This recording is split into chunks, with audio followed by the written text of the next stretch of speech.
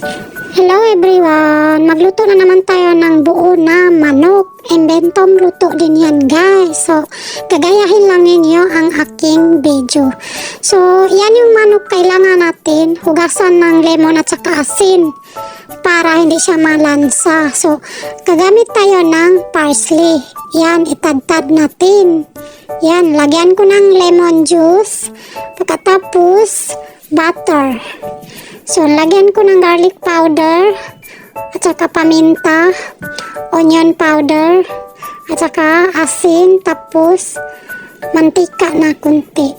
So, ganyan lang pagkagawa guys. Kailangan ikamay natin kay matigas ang butter. Yan, ganyan. So, pagkatapos yan guys, i-marinate natin ang whole chicken. Naglagay ako ng mantika, saka paminta, garlic powder, saka onion powder, tapos paprika, tapos asin. So, yan guys, kailangan i-marinate ang manok para may lasa. Tapos, yung ginawa natin kanina na may parsley, ilagay yan sa loob ng balat ng manok. Ipasok yan guys, para masarap talaga guys. Kaya yan ang favorite ng anak ng amo namin. So, ayan guys, ilagay yan sa loob ng balat ng manok. Ayan, ganyan. Kailangan lahat ng balat dyan may ganyan ilagay. Gagayahin lang ninyo. Kayo na po'y bahala kung lahat ba ninyo ilagay or hindi. Sa akin lahat guys, pati yung mga paa niya. Anong paa ka dyan?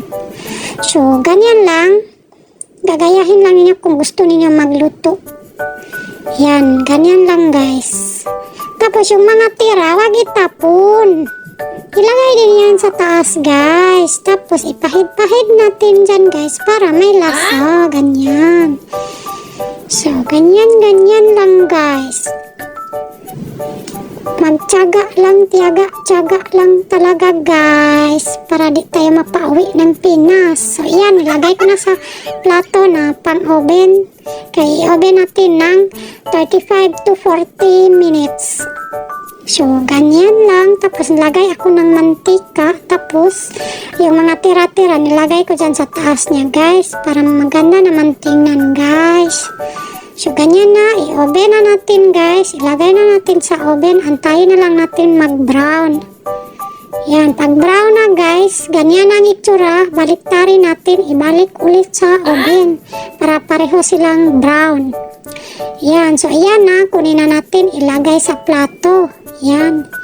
Ganyan, guys. So, super yummy, guys. So, yan. Ilagay din natin ang sauce.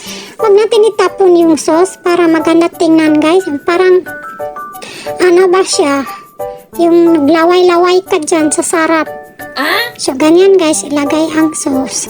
So, hanggang dito lang ang ating video. I-serve na natin ang manok. So, thank you for watching, guys. Ganyan lang pagkagawa, kagayahin lang ninyo kung gusto ninyong magawa. Pwede naman na magawa kayo ng pagkain ninyo or sa amo ninyo. Depende yun guys.